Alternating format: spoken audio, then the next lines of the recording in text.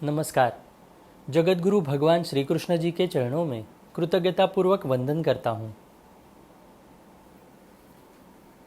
सनातन संस्था एवं हिंदू जनजागृति समिति की ओर से धर्म संवाद के इस विशेष कार्यक्रम में मैं कार्तिक सालुंके आप सभी का हार्दिक स्वागत करता हूँ। बंधुओं, पिछले कुछ दिनों से हमने धर्म संवाद के इस कार्यक्रम में वामपंथियों द्वारा हमारे देश में किस प्रकार से हमारी शिक्षा व्यवस्था ध्वस्त करने का प्रयास किया गया वो हमने समझ कर लिया।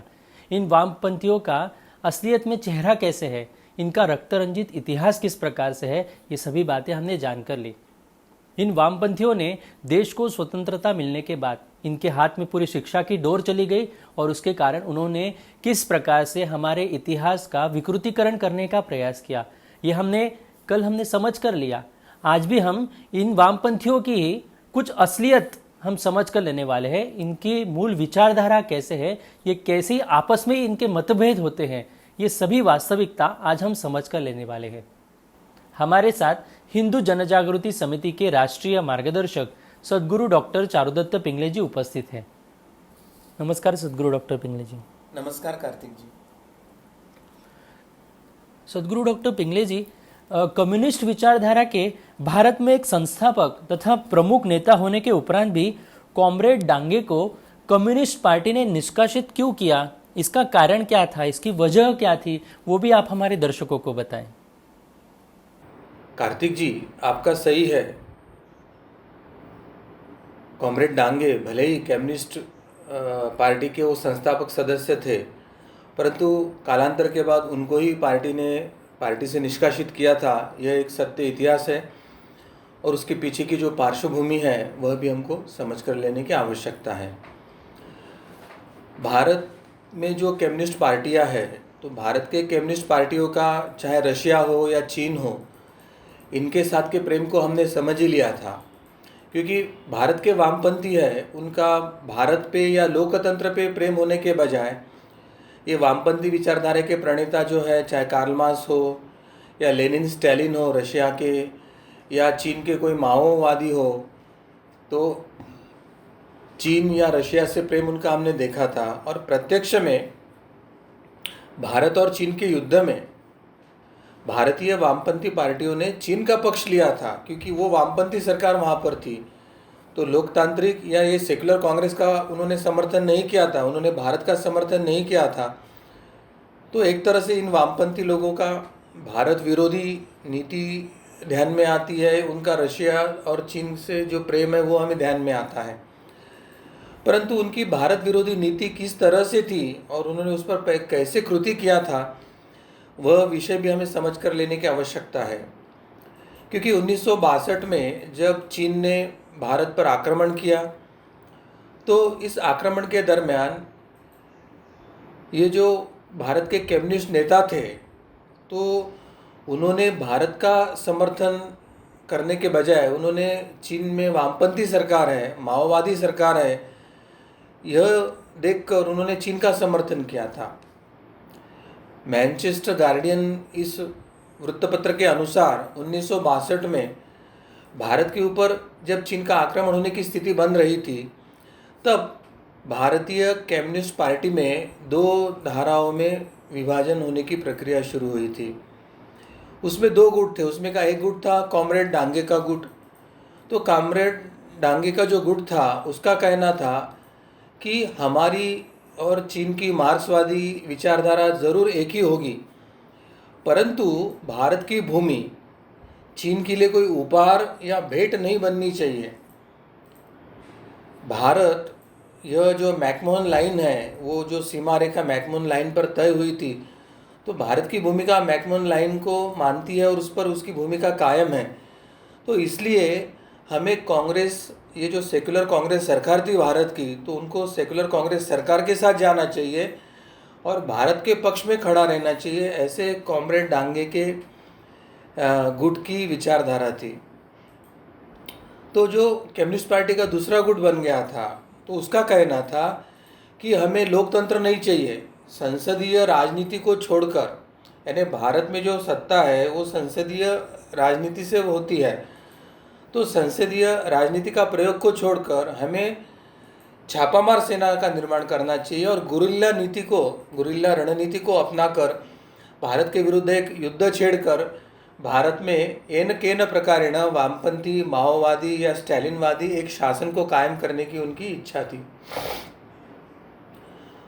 उसके तुलना में जो ये कांग्रेस डांगे का राष्ट्रवादी गुट था, तो उसका कहना था कि भारत में हिंसा का मार्ग को प्रारंभ करने के लिए अभी उचित समय नहीं आया है। यानी भला ही कॉमरेड डांगे का गुट ये सेक्युलर कांग्रेस या भारत के पक्ष में खड़े होने की बात तो कर रहा था, मगर उसके पीछे उसका विचार यह था कि भारत में हिंसा का मार्ग को प्रारंभ करके सत्ता हथियाना का अभी उचित समय नहीं आया, इसलिए हमें कांग्रेस के पीछे खड़ा रहना है। और उसका दूसरा जो उसके लिए प्रतिवाद था कि वर्तमान चाइना के परिप्रेक्ष्य में रशिया ने हमको संयम यानी सबूरी रखने का एक धोरण बताया है। तो भारत के वामपंथी पार्टियां भारत की सीमाओं की रक्षा के लिए भारत के हित में न कार्य करते हुए, एक है जो खुलेआम चीन का समर्थन करके भारत विरोध, कांग्रेस विरोध में खड़ी हो गई थी, और दूसरी है कि अभी हिंसात्मक गतिविधि प्रारंभ करके सत्ता हथियाने के लिए काल अनुकूल नहीं है, और रशिया ने अभी सबूरी का या सहम रखने का सलाह दिया है, इसलिए वो कांग्रेस का समर्थन करना चाह रही थी। मगर उन दोनों की निष्ठा भारत से है ऐसा कहीं दिख नहीं रहा था। तो इस पर जो कॉमरेड डांगे के जो विरोधी गुट था, जो चीन के समर्थन में था, उनका कहना था कि केरल में तो हमने देख लिया है कि सत्ता में जो बैठे दल है वह चुनावी राजनीति से हमको सत्ता प्राप्त होने नहीं देंगे, और इसलिए हमें गुरिल्ला युद्ध करके अभी सत्ता हथियाने का षड्यंत्र शुरू करना होगा। यानी लोकतांत्रिक प्रक्रिया, चुनावी प्रक्रिया से हम चुनकर नहीं आ सकते हैं, और वर्तमान जो सत्ता वाली सरकारें हैं वह चुनावी प्रक्रिया से हमें सत्ता प्राप्त होने नहीं देंगे। यह जब वामपंथियों को पता चला तो चीनी समर्थक जो वामपंथी गुट था उसने खुलेआम गुरिल्ला युद्ध करके सत्ता हथियाने का भूमिका रखी थी। यानी मूलतः कम्युनिस्ट पार्टी को ही राष्ट्रद्रोही घोषित क्यों नहीं किया गया, कम्युनिस्ट पार्टी को ही उस समय पाबंदी क्यों नहीं डाली गई, और जिन्होंने भारत विरोधी भूमिका लिया, चीन समर्थन की भूमिका लिया, जिसने रशिया के कहने पर अपना धोरण रखा, चीन जीतने के बाद जिसने भारत में उनका स्वागत करने का मैसेज भेजकर भारत में उन्होंने उसका जल्लोष मनाया था, तो ऐसे देशद्रोही वामपंथी पार्टियों को भारत में अभी तक जगह क्यों है, यह प्रश्न भारतीय जनमानस के मन में अभी खुल के सामने आ रहा है। तो जब ये गुरिल्ला युद्ध की नीति से सत्ता लेने के बाद जब ये वामपंथी के दो गुटों में से जो चीन के समर्थन वाला गुट था उसने जब कहा, तो वामपंथी पार्टियों में जो दो गुट बन गए थे और उनमें अंतर्विरोध निर्माण हुआ था। तो इस अंतर्विरोध के कारण कम्युनिस्ट दलों में जो अंतर्गत वाद शुरू हो गया था वो खुला होकर जनता के सामने पहुंच गया था। इसके उपरांत यह मतभेद भी खुलकर सामने समाज के आ गया था कि जब कॉमरेड डांगे ने भारतीय संसद में मैकमोहन रेखा के साथ खड़े रहने का समर्थन किया, कांग्रेस का समर्थन किया, तथा महाराष्ट्र राज्य समिति द्वारा चीनी सीमा विवाद पर नेहरू के समर्थन में खड़े रहने का कम्युनिस्ट पार्टी के उस गुट ने प्रस्ताव पारित किया, तो इन दोनों वार्ताओं को जो कम्युनिस्ट पार्टी का जो साप्ताहिक वार्ता पत्र था और उसके जो संपादक थे पूरनचंद जोशी, तो पूरनचंद जोशी ने उस दोनों वार्ताओं को दबा कर रखा और उनके साप्ताहिक वार्ता पत्र में छपने ही नहीं दिया। यानी आपसी जो मतभेद है, तो उसके कारण कॉमरेड डांगे के गुट ने नेहरू या संसद में मैकमोहन रेखा के संदर्भ में या कांग्रेस के समर्थन में खड़े रहने का जो प्रस्ताव किया था, ऐसी वार्ताओं को दबाकर छिपाकर उसको छपने ही नहीं दिया। और यही सत्य को दबा कर रखने की, छुपा कर रखने की और झूठ को प्रचारित करने की नीति वामपंथियों ने शिक्षा और पाठ्यपुस्तकों में किया है, इतिहास में किया है, अन्य जो विभाग में नीति निर्धारण समिति में थे वहाँ पर भी वही किया है। तो यही नीति से उन्होंने भारत के दमन तंत्र के माध्यम से भारत की गौरवशाली परंपरा, इतिहास, शिक्षा पद्धति, न्याय व्यवस्था सबको नष्ट करने का एक षड्यंत्र किया था। और यही कारण है कि भारत की अधोगति पिछले 70 वर्षों में जिस अधिक गति से, 1000 गुना अधिक गति से हुई, उतनी अधोगति तो मुगलों के 800 वर्ष के कार्यकाल में या 200 वर्ष के अंग्रेज़ों के कार्यकाल में भी नहीं हुई थी। अब ये जो मार्क्स की अंतर्राष्ट्रीयवाद की जो एक नई व्याख्या के कारण कम्युनिस्टों में जो मतभेद उभर के आए हैं, तो उसको भी अभी हमको समझ के लेने की आवश्यकता है।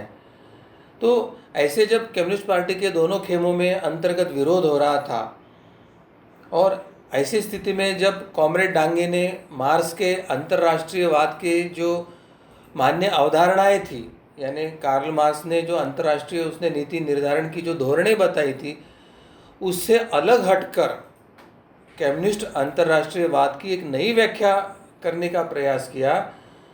और उसमें कॉमरेड डांगे ने कहा था कि चीन और तिब्बत तथा रशिया हो या हंगेरी हो, इनके संबंधों में यह मामला जो है वो देशांतर्गत यानी घरेलू मामला होगा, और इसलिए चाहे चीन हो, तिब्बत हो या रशिया हो या हंगेरी हो, तो ये घरेलू मामला होने के कारण उसके अंतर्गत इसमें वो अगर कोई धोरण लेते तो वो ठीक है। परंतु जब चीन और भारत ऐसे तुलना का विषय आएगा तो इसको हम घरेलू मामला नहीं मान सकते हैं। भारत अलग देश है, चीन अलग देश है, और ये दो देशों के अंतर्गत संघर्ष का मामला आता है। तो इसलिए भारत के वामपंथी कम्युनिस्टों को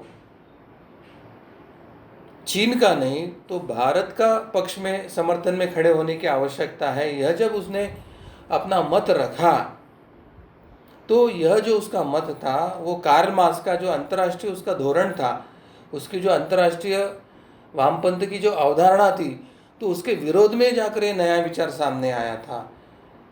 तो जो कॉमरेड डांगे के विरोधी गुट वाले जो वामपंथी थे, उन्होंने कॉमरेड डांगे के इस विचार का और उसकी इस नई अंतर्राष्ट्रीय अवधारणा का व्याख्या का पुरजोर विरोध किया। और प्रत्यक्ष में किसी भी अन्य जो कम्युनिस्ट नेता थे, मार्क्सवादी जो नेता थे, उनको कॉमरेड डांगे का मार्क्सवाद के मूल सिद्धांतों के विरोध में जाना या मूल सिद्धांतों को छेड़छाड़ करना बिल्कुल पसंद नहीं आया था। और यह वामपंथी स्वयं को परिवर्तनशील कहते हैं, स्वयं को प्रोग्रेसिव कहते हैं, स्वयं को आधुनिक कहते हैं और समय के साथ बदलने वाले कहते हैं, मगर मार्क्सवाद के मूल सिद्धांत के साथ कॉमरेड डांगे ने जो छेड़छाड़ किया था उसको एक ने भी पसंद नहीं किया था। तो इस तरह से वो ऑर्थोडॉक्स, एक नाजीवादी, एक फासिस्टवादी वामपंथी विचारधारा थी, यह हमें ध्यान में आता है। और जब कॉमरेड डांगे की इस नवी अवधारणा का विरोध सभी के मन में उमड़ा, तो सभी नेताओं ने मार्क्स के इस विचारों को छेद डालने वाले कॉमरेड डांगे के विचारों की आलोचना करना शुरू कर दिया। स्विस न्यूज़पेपर द न्यू ज़ुरिचर ज़ेटुंग, इसने कहा था कि कम्युनिस्ट पार्टी के जो नेता है बीटी रणदिवे, उन्होंने पूरम चंद्र जोशी को, जो उनकी चीन समर्थक भूमिका थी, उसके समर्थन में खुलेआम आके खड़े हो गए। और उनका कहना था कि कम्युनिस्ट पार्टी को कांग्रेस पार्टी के प्रत्येक नीति का अभी विरोध करना आवश्यक है। तो इस तरह से जब वामपंथी खेमे में खुलेआम दो गुट बन गए, और उसमें का एक ऊपरी तो राष्ट्रवादी गुट था, मगर वो रशिया के कहने पर और तुरंत सशस्त्र क्रांति करने के लिए अनुकूल समय नहीं है इसलिए वो चुप था, और उसने राष्ट्रवादी भूमिका लेके कांग्रेस या भारत के समर्थन में खड़ा होने की बात किया था। तो दूसरे गुट ने तो खुलेआम भारत विरोध, राष्ट्रवाद का विरोध और चीन का समर्थन करके अपनी देशद्रोहिता पूरीता उजागर कर दिया था। तो ऐसी परिस्थिति जब निर्माण हुई तो उसमें प्रत्यक्ष भारत और चीन का युद्ध प्रारंभ ही हुआ। और युद्ध के उपरांत कम्युनिस्ट पार्टी में और जो मतभेद थे वह सामने आना शुरू हो गया, और उसमें यह ध्यान में आया कि एक खेमा जो है कम्युनिस्ट पार्टी का वो रशिया समर्थक है, और दूसरा खेमा जो है वामपंथी पार्टियों का वह चीन समर्थक है। तो एक तरह चीन और भारत समर्थक या चीन या कांग्रेस समर्थक बना, और दूसरा है चीन और रशिया समर्थक। एक महत्व की ये बात थी कि रशिया ने भारत और चीन के जो सीमा युद्ध का जो विवाद चल रहा था, तो इस विवाद काल में रशिया ने तटस्थ रहना स्वीकार किया था। उसने ना चीन का पक्ष लिया ना भारत का पक्ष लिया। और दूसरी महत्व की बात थी कि रशिया ने चीन का जो परमाणु बम निर्माण करने की जो प्रक्रिया चल रही थी उसका समर्थन देने के लिए स्पष्टता से इनकार किया था, क्योंकि रशिया का भी यह अनुभव था कि चीन अगर अणुबम संपन्न हो जाएगा तो चीन भारत को नहीं बल्कि रशिया के लिए एक डर करके सामने खड़ा होना है। तो इस तरह से एक तरह से रशिया की तटस्थता यह बाद में चीन विरोध और भारत का अप्रत्यक्ष समर्थन ही था, यह दिखता है। परंतु इसमें क्या हो गया कि वामपंथी को दो खेमे में देखना हमें पड़ा है, एक है चीन समर्थक और दूसरा है रशिया समर्थक। अब ये भारत चीन और रशिया के संबंध में था, तो दूसरी तरफ जहाँ चीन और अमेरिका के संदर्भ में देखते हैं तो शीत युद्ध समाप्त करने के लिए रशिया के जो अध्यक्ष थे क्रुश्चेव, ये अमेरिका के राष्ट्रपति को मिलने अमेरिका गए थे। तो रशिया के राष्ट्राध्यक्ष अमेरिका के राष्ट्राध्यक्ष को मिलने अमेरिका गए, इस बात से चीन नाराज हो गया और माओ ने रशिया के विरोध में बातें रखना शुरू कर दिया। और इसी कारण भारत के कम्युनिस्ट पार्टी पर प्रभाव होकर उसमें एक खेमा है वो रशियन समर्थक बना, तो दूसरा जो खेमा था वो चीन समर्थक, ऐसे दो धाराएं वामपंथियों में निर्माण हो गई। और इस समय कॉमरेड डांगे ने ब्रिटिश वायसराय को एक पत्र लिखा था और उस पत्र में उन्होंने इंग्लैंड की राजसत्ता को समर्थन दिया था। यह बातें सामने उभर कर आई। यानी ये जो वामपंथी स्वातंत्र्यवीर सावरकर को अंग्रेज़ों से क्षमा मांगनी थी और अंग्रेज़ों के वो पिट्ठू बन गए थे ऐसे आरोप कर रहे थे, यहाँ पर स्वयं कॉमरेड डांगे ने इंग्लैंड के राजसत्ता को समर्थन देने वाला पत्र लिखा था, वो सामने आया था। और कॉमरेड डांगे को कम्युनिस्ट पार्टी का नेतृत्व छोड़ने के लिए कहा गया। अन्य जो उनके विरोधी गुट वाले थे उन्होंने उन पर दबाव लाया कि आप ये नेतृत्व अभी छोड़ दीजिए। और इस घटना के बाद कम्युनिस्टों में आपसी विवाद बढ़े और इसका परिणाम यह हो गया कि 1964 में नए दिन कम्युनिस्ट पार्टी मार्क्सवादी की स्थापना हुई, CPIM। इस कम्युनिस्ट पार्टी की स्थापना हुई, यानी मूल एक वामपंथी पार्टी थी, अब वहाँ पर दूसरी वामपंथी का जन्म हो गया। अब जब बांग्लादेश के मुक्ति का 71 का युद्ध आया तो इस 71 के युद्ध में भी इन दो कम्युनिस्ट विचारधाराओं के वामपंथी गुटों में जो वैचारिक मतभेद थे वो फिर से खुलकर उभर कर सामने आए, ऐसे हमें दिखता है। 1971 के बांग्लादेश मुक्ति युद्ध के दरमियान जो कम्युनिस्ट विचारधाराएं थी उनमें भी आपसी मनमुटाव धीरे धीरे उभर कर आना शुरू हो गया। रशिया का भारत को समर्थन होने के कारण रशियन समर्थक जो कम्युनिस्ट पार्टी का जो गुट था उसने भारत की भूमिका का तथा भारत की जो प्रधानमंत्री थी इंदिरा गांधी उसका खुलकर समर्थन किया था। परंतु दूसरी ओर जो मार्क्सवादी कम्युनिस्ट पार्टी तथा जो चीन की समर्थक जो कम्युनिस्टों की जो भूमिका थी वह अत्यंत संदेहास्पद थी। उन्होंने भारत या इंदिरा गांधी का समर्थन नहीं किया था और इसका कारण था कि चीन ने उस समय पाकिस्तान का खुलकर समर्थन किया था। यानी बांग्लादेश मुक्ति का जो अभियान था तो बांग्लादेश पाकिस्तान का अंग था, पूर्व पाकिस्तान था और पाकिस्तान से अलग होकर बांग्लादेश के निर्माण की मुक्ति की यह प्रक्रिया चल रही थी। तो चीन ने पाकिस्तान का पक्ष लिया करके चीन के समर्थक वाला जो गुट था उसने ना तो भारत का समर्थन किया ना तो इंदिरा गांधी का किया था। इससे ध्यान में आता है कि भारत के कम्युनिस्टों की जो भूमिका है वो भारतीय राष्ट्रवाद से अधिक चीन और रशिया के भूमिका पर ही निर्भर रहती है। और आज भी हम देखते हैं कि भारतीय कम्युनिस्ट पार्टियों की विचारधारा वैसे ही है।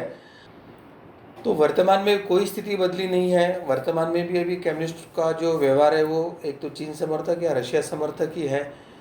तो यह प्रश्न भारतीय जनमानस में यही उभरता है कि अगर ये खुलेआम लोकतंत्र का विरोध करते हैं, खुलेआम भारत का विरोध कर रहे हैं, खुलेआम हिंदू धर्म का विरोध कर रहे हैं, खुलेआम चीन का समर्थन कर रहे हैं, खुलेआम वो अगर रशिया का समर्थन कर रहे हैं, तो उस पॉलिटिकल पार्टी को भारत की अभी तक मान्यता क्यों है, उनकी पॉलिटिकल पार्टी करके मान्यता रद्द क्यों नहीं हुआ और उन पर देशद्रोह के अभियोग क्यों नहीं लगे हैं, यह प्रश्न भारतीय जनमानस को अभी अनुत्तरित ही है। कम्युनिस्ट पार्टी के जो नीति निर्धारण में जैसे जैसे मतभेद बढ़ने लगे 71 के युद्ध में, उस समय इंदिरा गांधी द्वारा जो आपातकाल लगाने की घोषणा हुई, तो उस आपातकाल के संदर्भ में भी कम्युनिस्ट के खेमे में मतभेद उभर कर आए थे। और अंतिमतः 1981 में भारतीय कम्युनिस्ट पार्टी ने कॉमरेड डांगे को अपने पार्टी से बाहर निकाल दिया, उनको निष्कासित कर दिया। एक तरह से दे kick out him out of their party, ऐसे उन्होंने किया था। इसके बाद कॉमरेड डांगे वो रशिया के पेरोल पे थे, वो रशिया से रिश्वत लेते थे, इस तरह का एक प्रकरण सामने आया था। और मित्रोखिन आर्काइव्स इस नाम से क्रिस्टोफर एंड्रयूज द्वारा 2005 में एक पुस्तक प्रकाशित हुआ था। और इस पुस्तक में एक उल्लेख आया था जिसमें पूर्व रशियन गुप्तचर केजीबी के जो अधिकारी थे वासिली मित्रोखिन, इन्होंने ब्रिटिश में हस्तांतरण के दौरान कुछ नोट्स भी गुप्त रूप से दिए थे। इसमें भारतीय कम्युनिस्ट पार्टी और केजीबी के दरमियान 1975-76 के कालावधि में आर्थिक लेन देन हुआ था, इसका उल्लेख था। केजीबी द्वारा प्रतिमाह 4 से 8 लाख रुपए कम्युनिस्ट पार्टी को दिए जाने की बात इसमें कही गई थी। केजीबी के कागजों के आधार पर यह दावा किया जा रहा है कि कॉमरेड डांगे तथा राजेश्वर राव इन्हें रशिया के द्वारा नियमित रूप से रिश्वत और भेंट दी जाती थी। और कॉमरेड डांगे ने तो उनको जो प्राप्त राशि थी रशिया से, उसके लिए लिखित रसीद भी जारी कर दिया था। तो अब ये लेन देन कैसे होता था? तो दिल्ली के क्षेत्र के बाहर जो निर्जन क्षेत्र होता था, तो उसमें 2 कारें आपस में आसपास आके खड़े हो जाती थी। कारों की खिड़कियों द्वारा बैग इधर से उधर, उधर से इधर हो जाता था और इस तरह से आर्थिक लेन देन हुआ करती थी।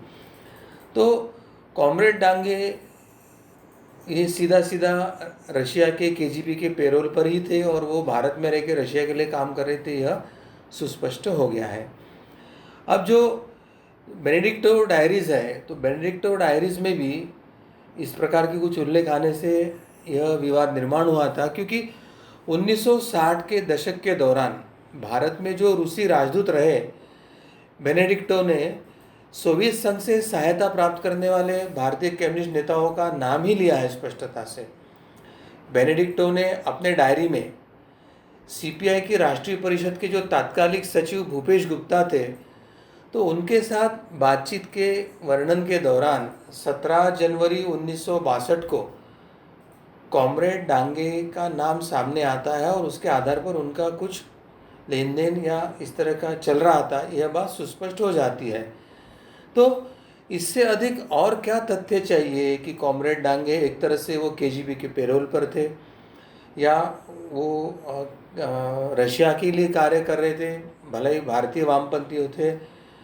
तो इससे यह भी ध्यान में आता है कि भले ही वे चीन और भारत के युद्ध में भारत के समर्थन में खड़े रहे, क्योंकि रशिया कांग्रेस या भारत के पक्ष में खड़ा था, तो परंतु अन्य समय में वे रशिया के ही पेरोल पर कार्य कर रहे थे, यह सुस्पष्ट होता है। तो इस तरह से वामपंथी लोग ये जन्म से भारत थे, विचारधारा से यूरोपियन वामपंथी थे और प्रत्यक्ष में भारत के वामपंथ में 2 खेमे बन गए थे, एक रशिया समर्थक और चीन समर्थक, और ये लोकतंत्र विरोधक भी थे। और लोकतांत्रिक संसदीय प्रणाली में सत्ता मिलना कठिन है, यह जानने के बाद वे सशस्त्र क्रांति करके सत्ता हथियाने के भी षड्यंत्र की तरफ जा रहे थे। तो एक तरह से पूर्णतः भारत द्रोह, संविधान द्रोह, राष्ट्रद्रोह, हिंदू द्रोह, सभी प्रकार के द्रोह, ये उसकी सीमाएं इन वामपंथियों ने उल्लंघन कर लिया था। तो कार्तिक जी, ऐसी जब स्थिति सामने आई और ऐसे इसमें जब आपसी उनके मतभेद उभर के आए और कॉमरेड डांगे की भूमिका जब चीनवादी वामपंथियों को जब उनको एक्सेप्ट नहीं हो रही थी, मतलब उनको वो स्वीकार नहीं हो रही थी, तो उन्होंने कॉमरेड डांगे को 1981 में पार्टी से निष्कासित कर दिया था। जी सद्गुरु डॉक्टर पिंगले जी, आपने अभी जो वास्तविकता हमारे सामने रखी है, जो तथ्य हमारे सामने रखे हैं, इससे ये बात तो हमें स्पष्ट होती है कि 1962 में जब भारत चीन का युद्ध जैसी स्थिति निर्माण हुई थी, उस समय में इन वामपंथी लोगों ने, ये चीनी वामपंथी देश है तो हमें चीन का समर्थन करना चाहिए, इस प्रकार से कहीं ना कहीं तो भूमिका उनकी रख रही थी। परंतु कॉमरेड डांगे ने इन वामपंथियों का विरोध किया, क्योंकि हम भारत देश के नागरिक हैं तो हमें शत्रु राष्ट्र चीन का पक्ष न लेते हुए भारत का समर्थन करना चाहिए, इस प्रकार से उन्होंने भूमिका रखी थी। देर आए दुरुस्त आए, परंतु कॉमरेड डांगे ने भारत के पक्ष में, एक वामपंथी होते हुए भी भारत के पक्ष में उन्होंने अपना मत व्यक्त किया था। परंतु उनकी ये बात वामपंथियों को पसंद नहीं आई। उन्होंने चीन का समर्थन किया, शत्रु राष्ट्र का समर्थन किया, और कॉमरेड डांगे को, जो कि कम्युनिस्ट पार्टी ऑफ इंडिया के, भारत में जो वामपंथ की पार्टी थी उसके संस्थापक सदस्य थे, उस संस्थापक सदस्य को ही अपनी पार्टी से हकाल दिया, किकआउट कर दिया उन्हें। ये जो बात हुई है ये हमें समझ कर लेना चाहिए कि इन वामपंथियों का देशद्रोह कितना है, साम्यवाद को किस प्रकार से उनका ये देशद्रोह है, ये हमें उजागर हो रहा है, ये हमें समझ कर लेना होगा कि ये हमारे देश में रहते हैं परंतु देश तोड़ने की बात करते हैं। और इसका यह प्रभाव आज ही हम देख रहे हैं कि आज ऐसे ये देशद्रोही लोग पिछले 70 वर्ष में हमारे देश में है, इनकी एक पार्टी भी हमारे देश में है, इनके इंटेलेक्चुअल्स है, इनको समर्थन देने वाली मीडिया भी है, ये सब कुछ चल रहा है। तो इसका हमें ध्यान रखते हुए कहीं ना कहीं इनको समाज के सामने लाकर एक्सपोज करना होगा। इनका जो असली चेहरा है, देशद्रोही रूप है, ये लोगों के सामने लाकर इनको जो गलत करतूते हैं, कारनामे हमको उजागर करने पड़ेंगे। मैं सभी दर्शकों से यह आह्वान करता हूं, ये जो धर्म संवाद का कार्यक्रम हम ले रहे हैं, इस माध्यम से इन वामपंथियों द्वारा किस प्रकार से गलत काम किए गए हैं ये हम लोगों के सामने लाने का प्रयास कर रहे हैं।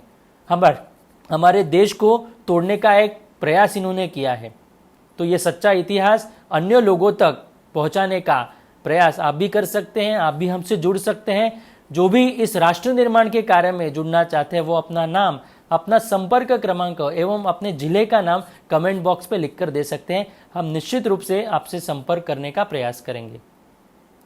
भगवान श्री कृष्ण जी की असीम कृपा से धर्म संवाद का आज का यह कार्यक्रम यहीं पर संपन्न हुआ, ऐसे मैं घोषित करता हूँ। नमस्कार। आज हमारा देश संकट काल में है। लॉकडाउन की इस स्थिति में भारत सरकार ने दूरदर्शन पर रामायण और महाभारत को पुनः प्रसारित कर लोगों के मन में ईश्वर के प्रति श्रद्धा बढ़ाने का एक प्रयास किया है। हम रामायण महाभारत तो देखते हैं, लेकिन इसको आचरण में कैसे लाए, उसके अनुसार जीवन को कैसे ढाले, यह हमें कौन सिखाएगा। इसी उद्देश्य से सनातन संस्था और हिंदू जनजागृति समिति आपके लिए लेकर आई है चैतन्यदायी सत्संगों की श्रृंखला। इसमें पहला है ईश्वर के नाम जप का महत्व बताने वाला नाम जप सत्संग। दूसरा है छोटे बच्चों को रामायण महाभारत के मूल्य सिखाने वाला भारतवर्ष की सर्वश्रेष्ठ परंपरा, हमारा गौरव, पराक्रम, हमारी आदर्श शिक्षा पद्धति, यह सब समझाने वाला बाल संस्कार सत्संग।